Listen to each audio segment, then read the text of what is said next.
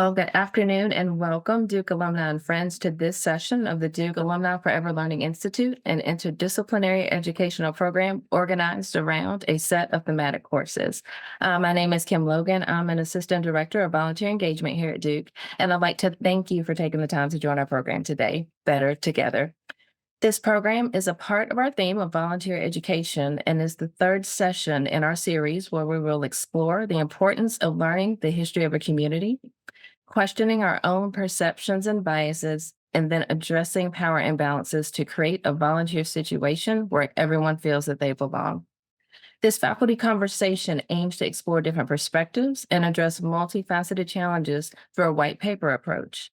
The broad dialogue will allow you to take the talking points, reflect on your own work and intentions, and then determine new ways or similar ways to reach out to your community.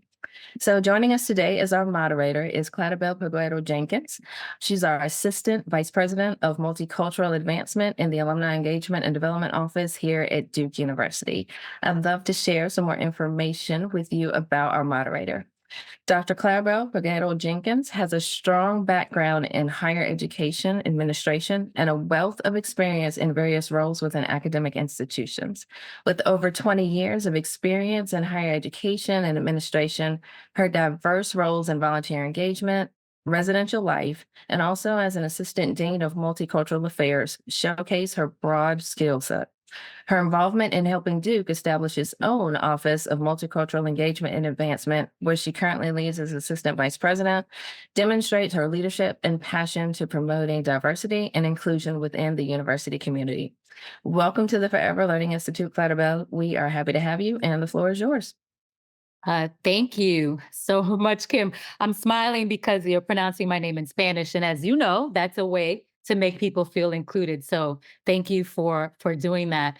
I am super excited to be here today, alongside a great panel full of so much insight on this topic. We already had our little behind the scenes dialogue, and I know this is going to be good because I've already learned the term cooperative conversations. So a panelist asked me, is it okay if we talk to each other, if we have something to expand upon it when you ask a question? And so that is a nice way of saying, can we interrupt each other if we want something to, if we have something to say? So I just know today is going to be awesome.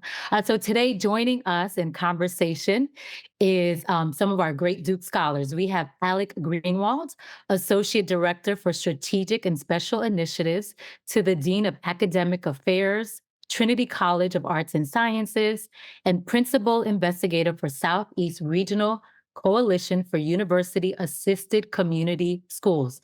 That is a title. So welcome, Alex. We have Nicole Schramm Cepeda, who is an associate professor of the practice for the Duke Institute for Brain Sciences. So welcome, Nicole. And then we have Jesse S. Summers, who's an adjunct associate professor of philosophy. Welcome, Jesse. I love this. As I say your name, you're just popping on the screen. So, so this is awesome. I love technology. So in the introduction, Kim shared that this session is talking about lending a better hand, how we can explore the importance of learning the history of community, questioning our own perceptions and biases, and addressing power imbalances, right? To look at how volunteers feel and how they get that sense of belonging. So that's a lot to talk about. We only have about 45 minutes to an hour, so I don't think we will get to all of it, but we will try. And so let's just get started. I'm always very curious about how long you've been at Duke, a little bit about your role, and then the connection to the topic on volunteerism and belonging.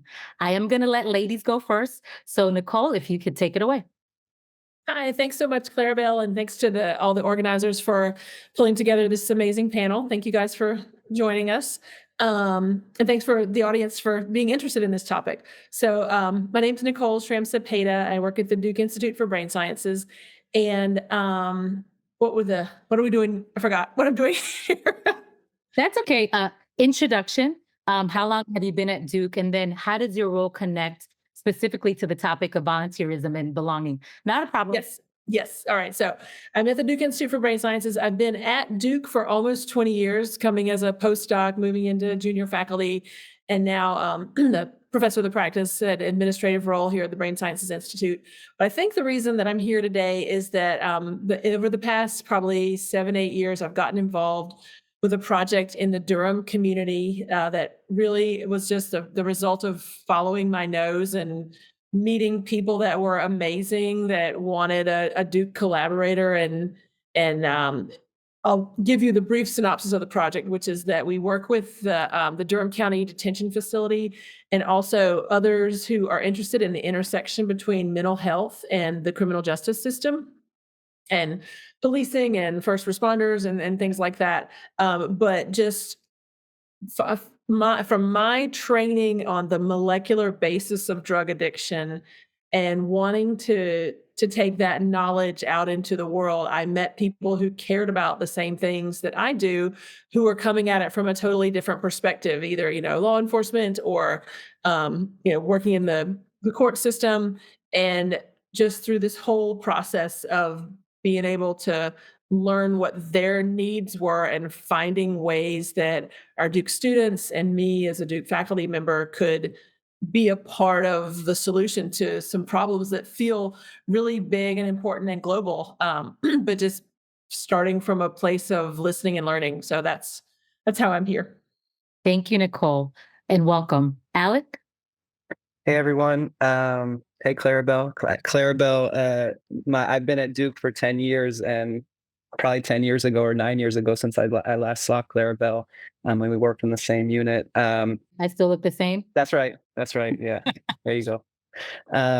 My title is Associate Director for Strategy and Special Initiatives to the Dean of Academic Affairs. I support the undergraduate side of Trinity College. But the work that I think brings me here today is leading an interinstitutional research collective with students at Duke and North Carolina Central University for the last 5 years that have been exploring kind of two adjacent strategies, both public school strategies. The first, a strategy called Community Schools, which is a century-long strategy that is thinking about how to use existing public school buildings, resources, human beings inside them to kind of flip inside out to act as a geographic hub to respond to all the basic human rights that we know land on the doorsteps of public schools and impede students from learning.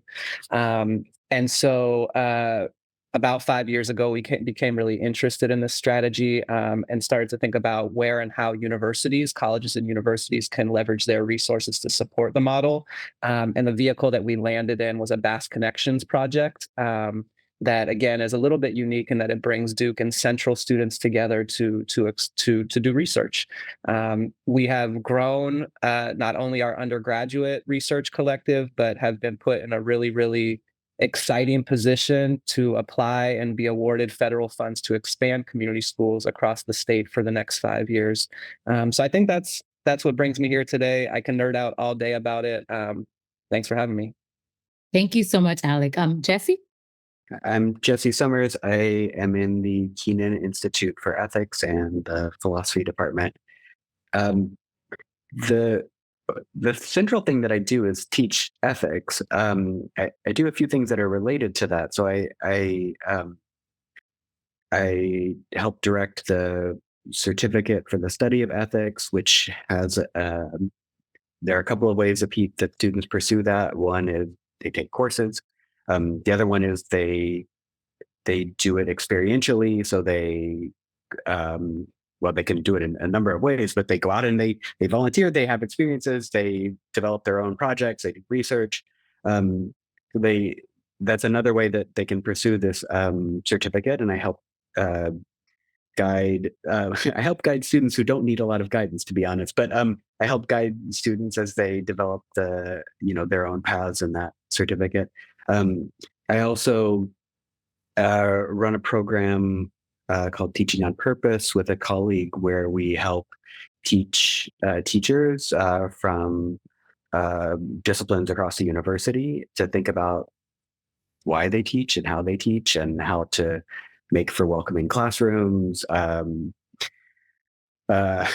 what invites students into their classrooms, sort of to think abstractly about what teaching is, in addition to some of the practical parts of teaching.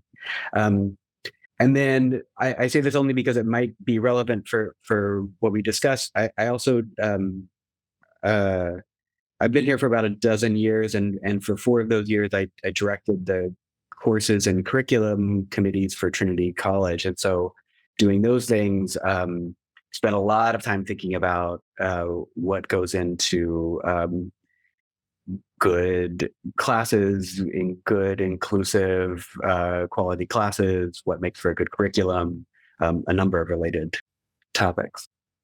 Thank you. I told you that this is an excellent panel, so full of knowledge. And so what we do know that the pandemic, if it showed us anything, it's that humans both crave connection with meaningful interaction and that we need each other to thrive. So volunteering can create a sense of belonging, and yet volunteering must be done with good intentions. So, and this is Jesse's ethical dilemmas and questions that we ask ourselves, like, what am I doing? Who will be affected if I succeed? Who will be affected if I fail? And what is something I want to remain hidden, right? So that whole concept, and this is to nerd out a little for Nicole in the brain, right? It's when trust exists, the functional part of our brains is more active, creative, and seeking reward. So with all of that said, when you think about volunteerism, what do you observe when it comes to the area of DE&I in the volunteer space? One thing that came to mind when I was thinking about this question sort of abstractly, I was thinking it's interesting how our conversations. I was just talking to a faculty colleague the other day about how um, the term DEI has become politicized, over the last few years, uh, and it's interesting how I think many of us have internalized some of the core insights of DEI. Um, about, for example, the importance of inclusiveness and belonging and paying attention to who's not in the room when we're talking, trying to think about what we can't know ourselves. And it's sort of interesting how we've internalized all of these lessons uh, while there's this whole political debate that's happening about, the maybe I won't try to summarize the political debate around DEI, but I think if you talk to students now as opposed to talking to students half a dozen years ago in my class, I feel like the conversations, they just take for granted a lot of the things that half a dozen years ago were controversial and complicated and took some work to get across. So it's sort of interesting how there are the things that are happening under the description of DEI, and then there's the actual changes that have, the sort of insights and changes that have happened that we don't maybe even necessarily think of as being DEI, but that are, sort of broadly understood, helping to bring people together. Yeah, I'll roll into that. We all and so many students who come to Duke come with these ideas that I'm going to save the world and I'm going to do some good, and I tell people all the time I see that so much more in students today than I think to myself and my friends back in college. I was just trying to get my degree and get a job and was not thinking about saving the world, but the kids come in really wanting to do a good job and really seeing social problems because the blinders are off. So many of us, they see these social problems, they want to do something about it, which is really gratifying. But then, yeah, you have to be careful in how you do it.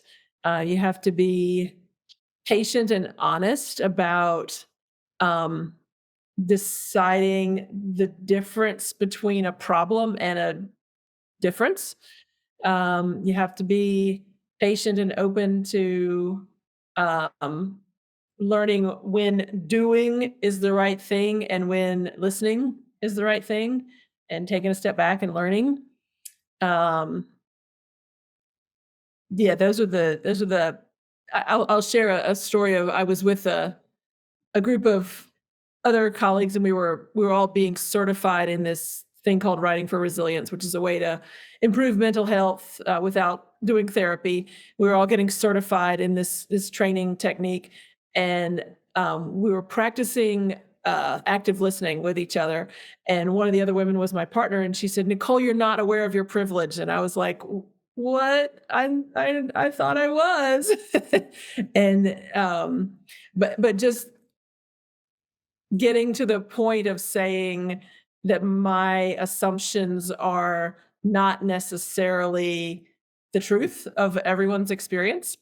Um and being open and always willing to learn from everybody around you. And I think that's how I'm trying to be intentional about equity and inclusion, on a day-to-day basis beyond the questions of, admissions and who's in the room and who gets represented.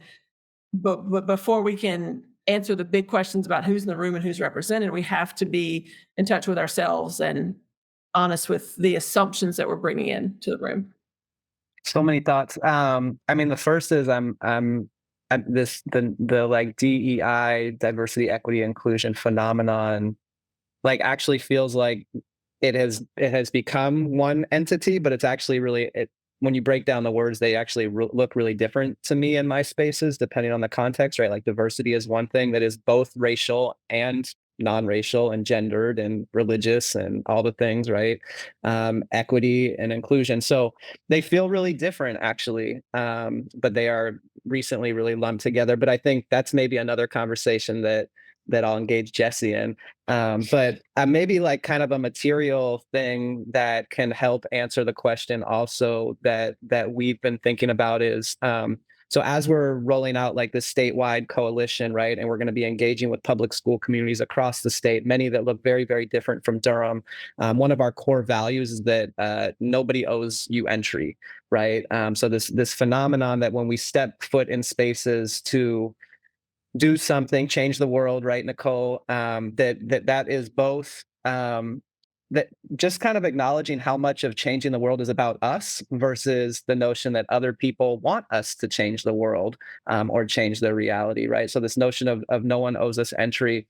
And then another kind of material resource that our students have created that I think is really cool and speaks to how we might want to orient ourselves around volunteerism is our students did a really deep listening project to understand public school university partnerships. They spoke to Durham public school educators. They spoke to university faculty that were sending students into public schools, and they spoke to each other. They spoke to peers across both the institutions, Duke and North Carolina Central, and realized that students were getting varied levels of preparation before they stepped foot in schools, and so have started to create systems for preparing students to enter schools and really doing it through an asset-based framework, right? So this is, again, kind of the reorientation around volunteerism. So rather than thinking about public schools and deficits like free and reduced lunch and suspension rates, what would it look like to think about those spaces and their assets, right? What would it look like to think about schools as spaces that have community gardens and food pantries and pharmacies and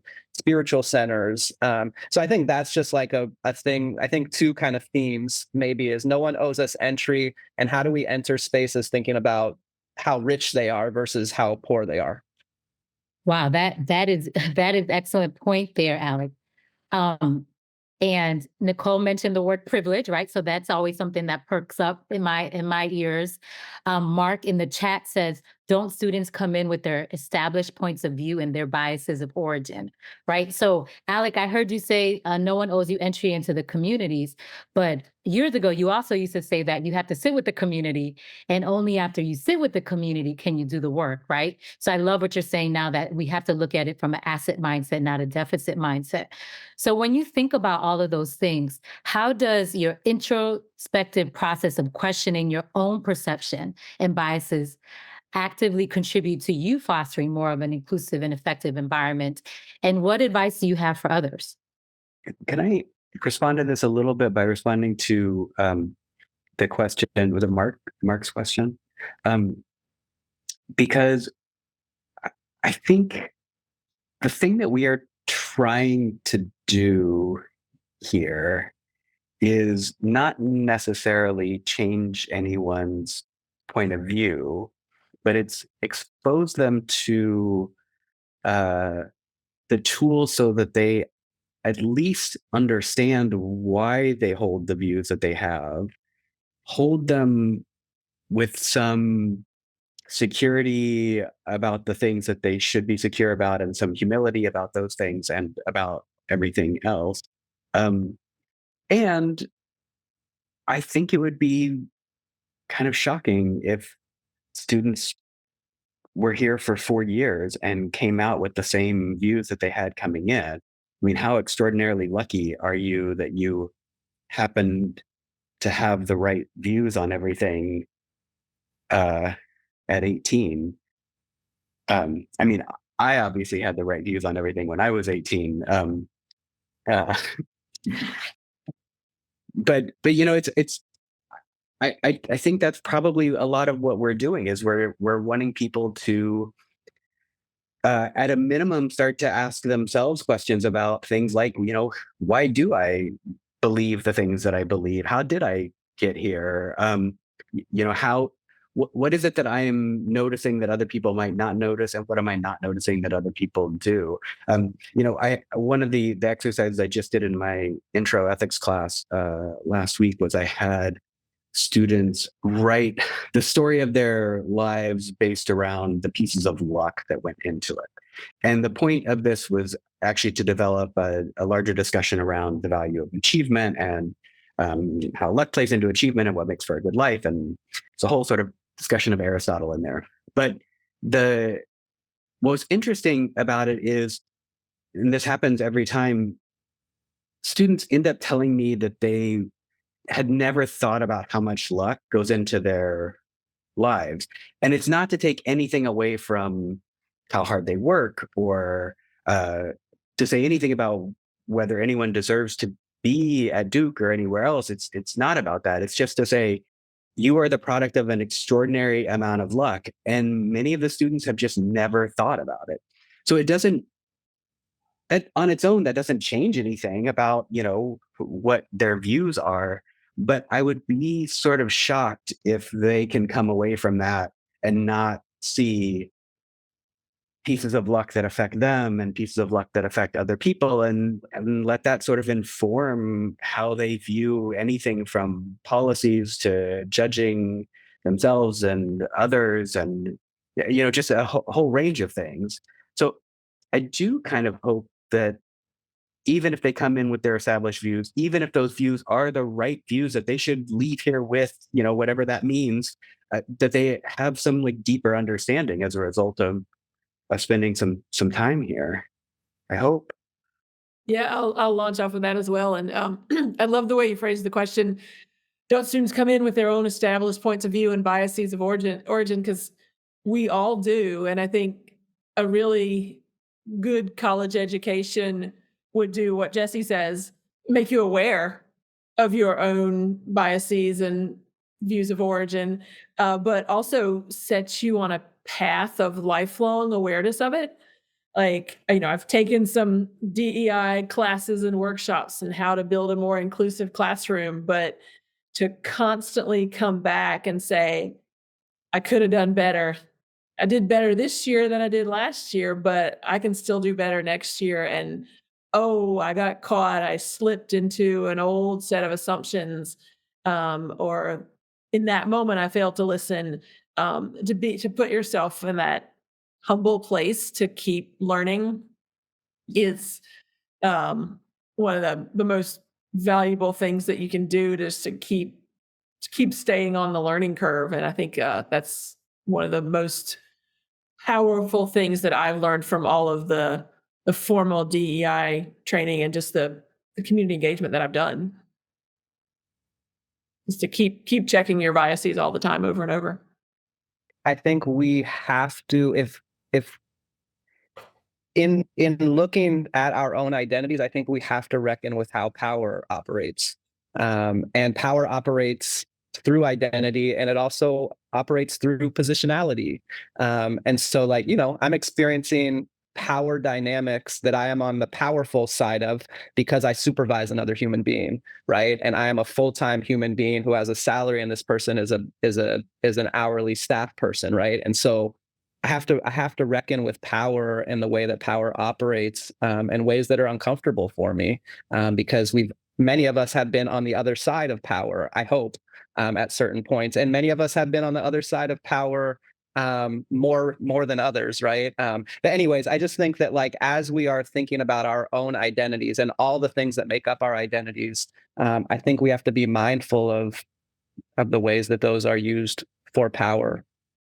That is so well said. And Jesse, you're in my head about this class and the stories of people sharing the luck and how their life has evolved because of luck, right? So that is very interesting.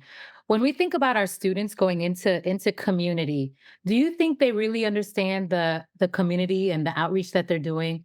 Do you think when they think about the luck in their life, can they see some similarities to some of the folks in the community, or is there a stark difference that they then battle with helping out, and what does that mean? So I'm really curious about that piece.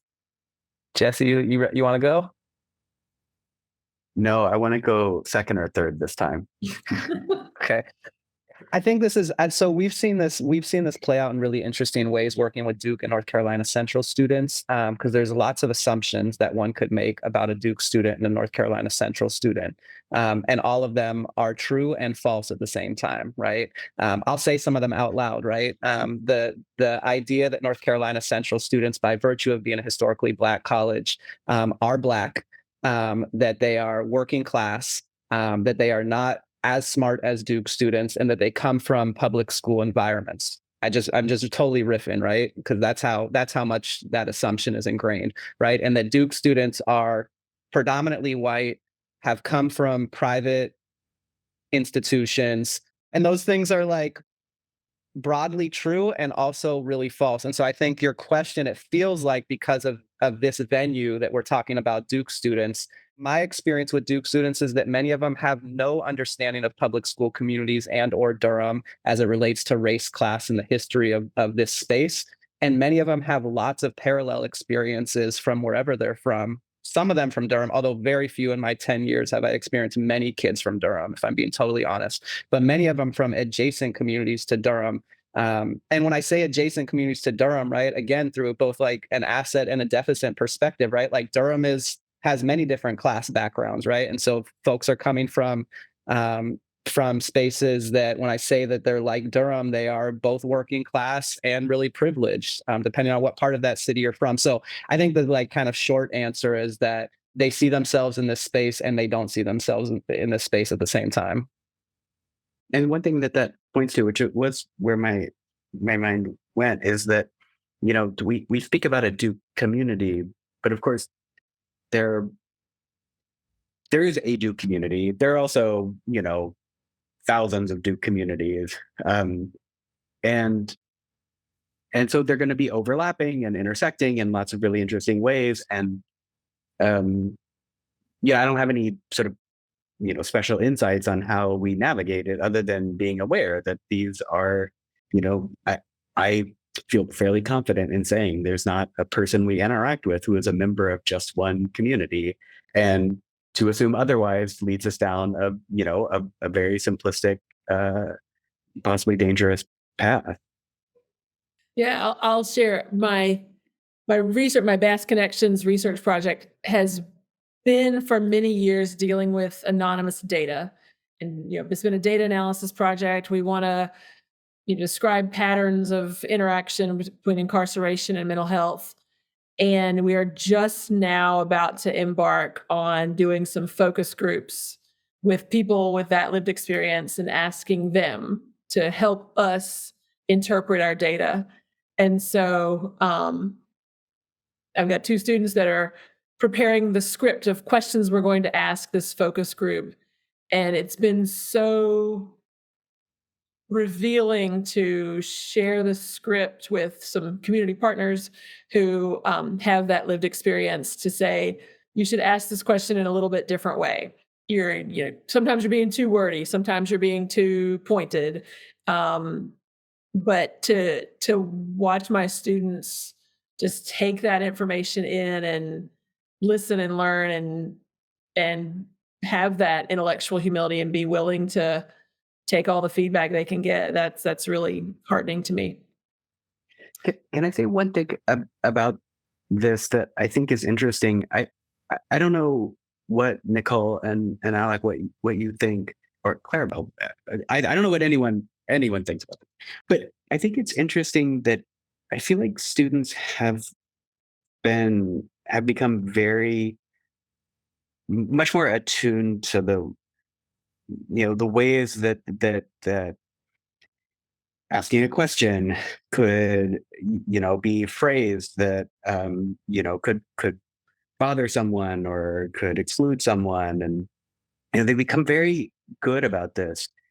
And I worry that we are not yet moving through this to the point where we're starting to be more, what do I want to say, uh, where we assume that people will be forgiving of the mistakes that we make. So I have noticed in the classroom when we get to, I teach ethics, so we sometimes get to questions that can be difficult for people to discuss.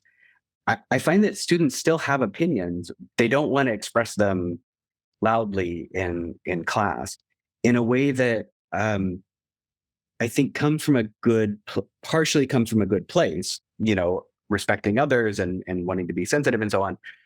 But I also worry that it comes in part from a place that's worrying to me, which is thinking like, I don't know if I can trust these other people, where if I say something and it comes across as, exclusionary or offensive or whatever, that they won't treat me like someone who's in their community, who will then give me the benefit of the doubt, be forgiving, say, you probably didn't realize it, but this is why, you're a good person. I'm not, but this is why maybe you don't want to say it that way, or something like that. And it does make me feel like we've got, I mean, I think we'll get there. Maybe this is just me being hopeful. I think we'll get there. But right now it feels like we're in that sort of kind of difficult spot where the sensitivity is there, but not the sense that we're all in this together, and we are part of, I don't want to say a community, but we're giving each other the benefit of the doubt, I suppose. So Jesse, I think not that what you're trying to say, because you are saying it so well, but when we think about the safe space, right, for people to really talk about some things, to learn, right? Because you said you want to go to college and learn and grow from your experience. And I think that sometimes that's not allowed. And we all have talked a lot about cancel culture, and people are living in fear that they can't ask questions, sit down and really get to know a community. So thank you for sharing that. Is there any other thoughts on that? Because our chat is jumping now, so I'm ready to look at that. Um, I want to give a shout out to Mark, who shared a book, How to Know a Person, The Art of Seeing Others Deeply and Being Deeply Seen by David Brooks. So I will definitely be adding that to my read list. Mark suggests that this could be possibly a class that's taught. And I will tell you, Mark, this is how our FLI ideas come to pass. So we will make sure to write that down and to figure out how that's possible to be able to share some information about that. Kanan has given you a heads up that is a great book and it was very well written. So we're excited about that. Emery Brown, who I know really well, so it's good to see you. Or not see you, but to see your chat. The classic work, Invisible Man by Ralph Ellison, still often rings true in the macro social as well as personal interactions in these spaces. So we know that his classic work still holds true today. And then Sam has a great question. He says he apologizes in advance if it's a little vague, but he's interested in following up on Jesse's point about many Duke communities. How do you see a sense of belonging show up in your work with the various Duke communities you work with? That one makes me think of something that it was coming from Jesse's last comment of, we as professors work to create a sense of belonging in the classroom, and we want to make our classrooms a space where students can honestly ask questions. But Jesse's right. Sometimes they don't. Sometimes they say what they think is politically correct. And that leads me to wonder, how do they reflect on our classroom conversations when they go back to the residence hall or the fraternity parties, or when you're really letting your hair down with your friends? It brings up the question of, what does it take to be your authentic self, no matter where you are? how do you openly and honestly ask those awkward questions in the classroom? And, maybe it's a little more informal and maybe you're riffing a little bit more with your friends over a beer on a Friday night, but how do you be authentic? And yeah, I would love to hear more from some Duke students of how they navigate that as they mature from freshmen to seniors. How do they become their truly authentic selves? Any other thoughts on that, Jesse or Alec? And, to Nicole, and I love the word authenticity, but I know that in a lot of communities, there's a thought that we really can't show up authentically. So that could be a privilege for some folks and not for others. So that's a great point made. Okay, so Mark, Mark is my co-host. He said to be your authentic self, you've got to learn to be a really good listener, in my opinion. So thank you for sharing that, Mark. Any other thoughts from what Nicole shared? Because we have another great question. Jesse, anything about communities? The thing that I'm processing, I'm not going to open a whole new topic here, but that I was thinking about if Nicole was speaking was how important it is that we balance finding places where students can physical places or communities or intellectual whatever that means, where students can just say what they want to say and see how it feels coming out to say it, with places where I actually want them to struggle a little bit, and it's not so bad if they're thinking like, why am I uncomfortable saying this out loud? Is it because, people are mistaken and they will, jump all over me? Or is it because like, actually, maybe there are reasons that people don't hold this view now and I should think about that. So, I mean, I kind of think that it's important that we have both of those, um, eh, possibly even in the same room. I think those are both really valuable parts of, the university experience. Thank you, Jesse. So the notion of being uncomfortable, right? And learning and listening, that is valuable, right? During your experience at the university. Any other thoughts on that? Because we have a great question from Ned. When teaching DE&I topics, how do you show or relate that these topics matter to you when a person's external appearance might create an initial perception about privilege or experience? I teach an undergraduate course on social movements, and I think a lot about this question as a white male.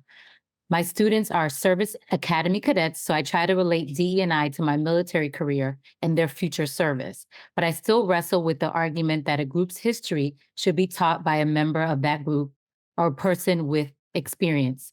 I laughed a little, Ned, personally, because how I met Alec is his role, and he identifies as a white male. He actually worked in our Black Cultural Center. So that's how we met. So it's interesting. I'm curious if you want to share a little bit from your perspective, Alec, because I think that that's something that people ask you all the time. As a white male, you're in the Black Cultural Center. How do you do that? So thank you for sharing your thoughts on that, Mark. Ned.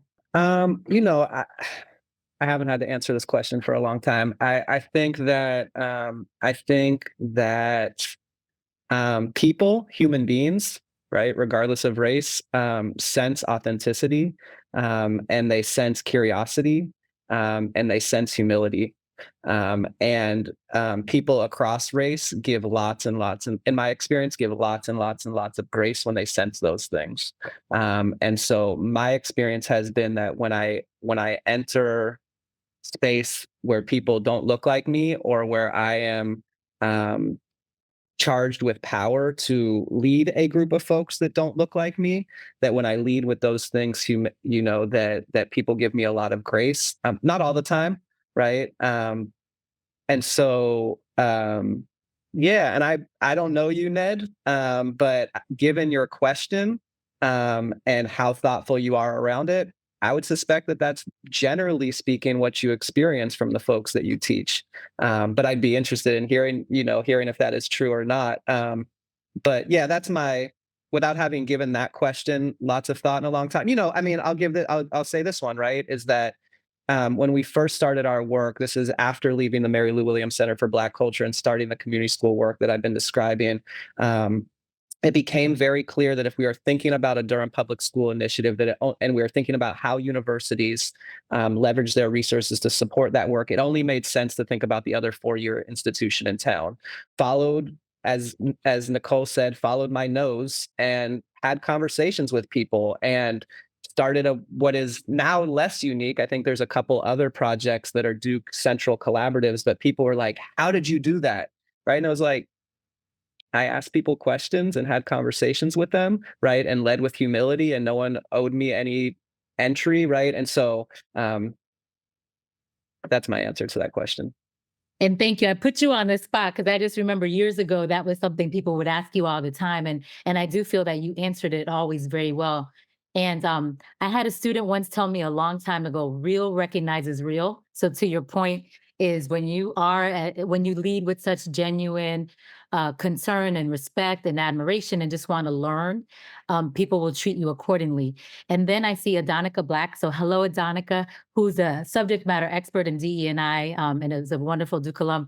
She said, "What a great question that is." And she says, "I think you have to show up in both action and word and earn credibility through consistency. You gain trust by building trust.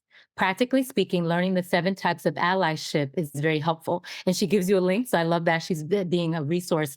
And we know that as an ally, you can't say you're an ally. People have to see you as an ally and give you that title.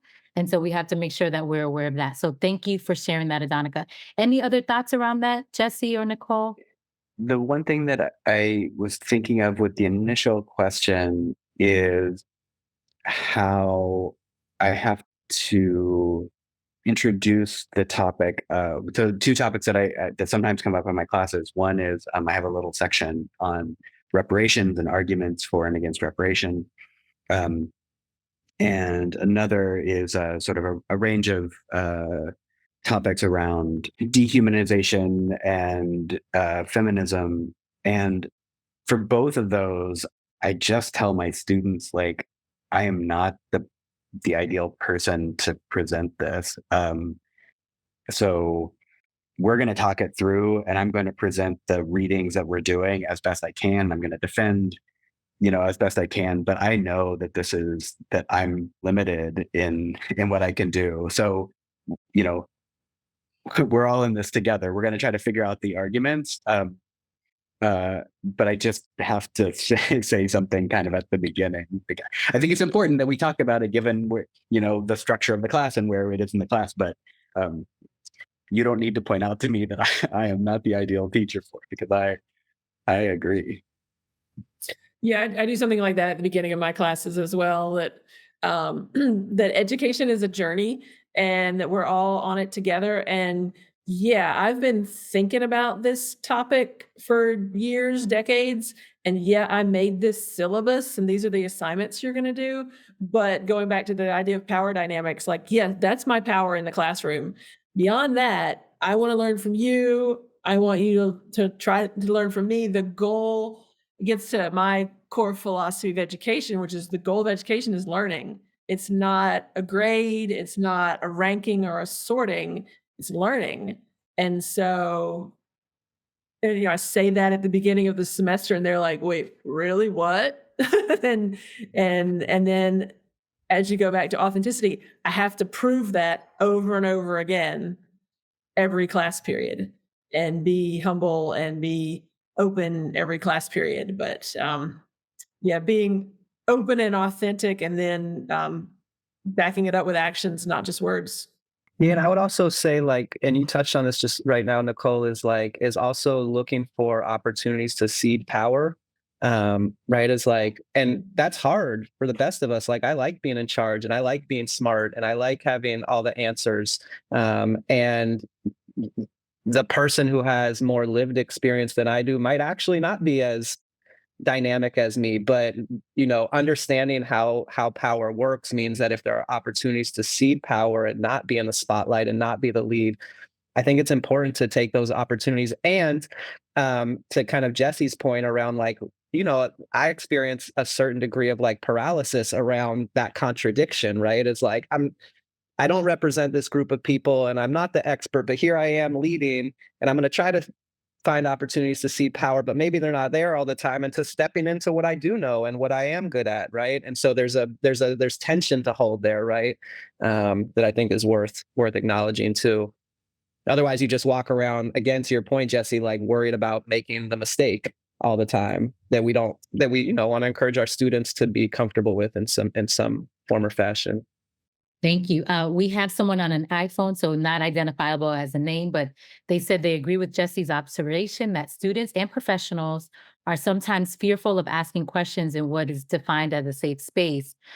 The person says, I was in corporate and was slammed and totally embarrassed at the time.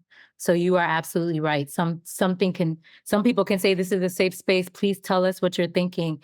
And then that could be weaponized against you. So you're absolutely right. We have seen that happen, especially in workplace culture. That happens very often. So thank you for sharing. And I'm sorry that you went through that. Kanan said, as an entrepreneur mentor in St.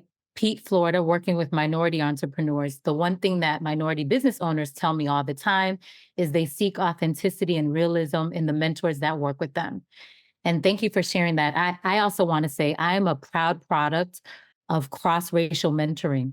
I can name the white people that played a big role in my life to make me the person I am today.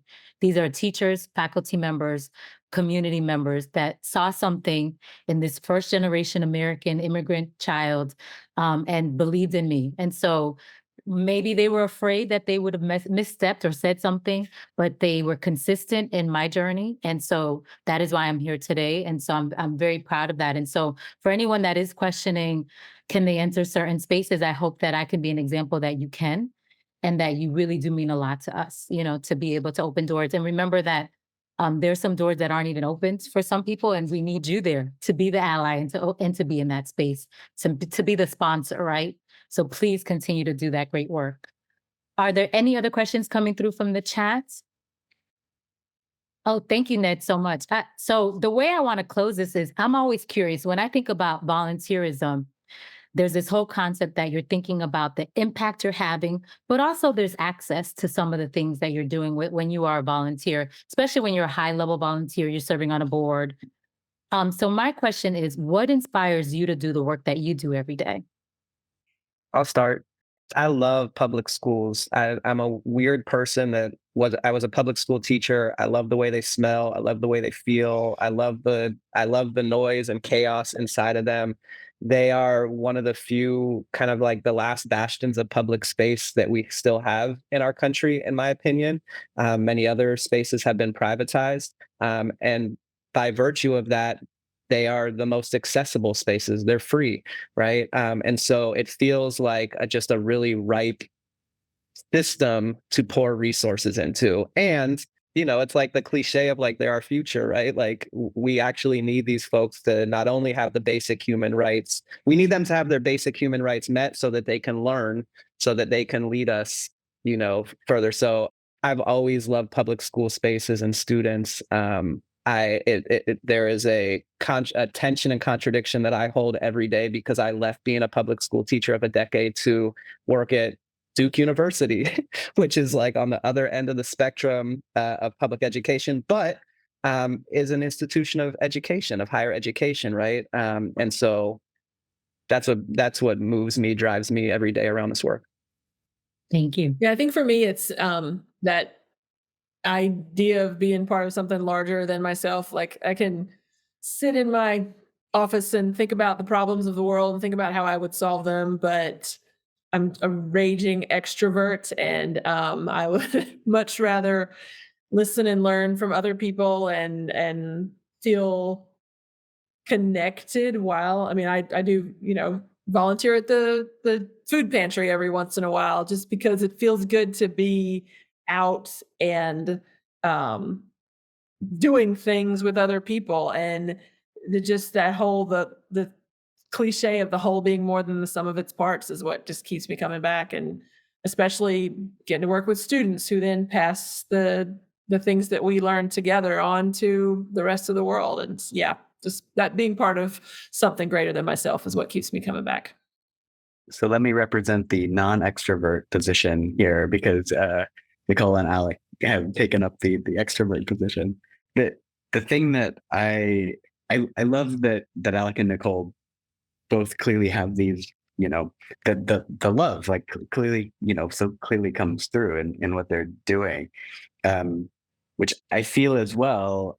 For me, it's sort of the ethical reflection, though, which sounds very abstract. But I remember my first ethics class when I was a freshman, my second semester in college, and I remember thinking like this. I've just never thought this way before, and I get that reaction from students, and I love it. Being able to get them to not giving them answers. It's not that. It's having them realize um, we're not just sharing our opinions, but we're actually able to think more deeply about things. I can understand better, what it means to say that something is right or wrong or good or bad, and how people might disagree and why someone might have a better answer. I love that seeing that progress in students, and it happens, in lots of different ways, but any way that we can bring it about, it's very inspiring, even for someone who doesn't necessarily love to be around a whole bunch of people all the time. Well, I'm pretty shy myself, so I understand. No, I just really want to thank you for your time and your insight. It's clear that you really love the work that you're doing, that you are transforming communities. And we know that showing up is just part of volunteering, but being willing to learn about a community and invest is quite another. I want to thank you all for your expertise. And I know we have doctors on the panel, but I try to be friends. I always think we're all best friends in my mind. So I didn't want to disrespect you if you have your doctorate title, but it was just to make it a comfortable conversation. But I just really want to thank you for being subject matter experts, but sharing of your passion and your commitment. Duke is very lucky to have you all. And just want to say thank you for your time. You could be so many other places, but you're here today. So I'm going to pass this on to Kim, and she's going to wrap us up. All right. Well, many thanks to Alex, Nicole, Jesse, and Clarabelle for a great session today, and also to our audience for joining us.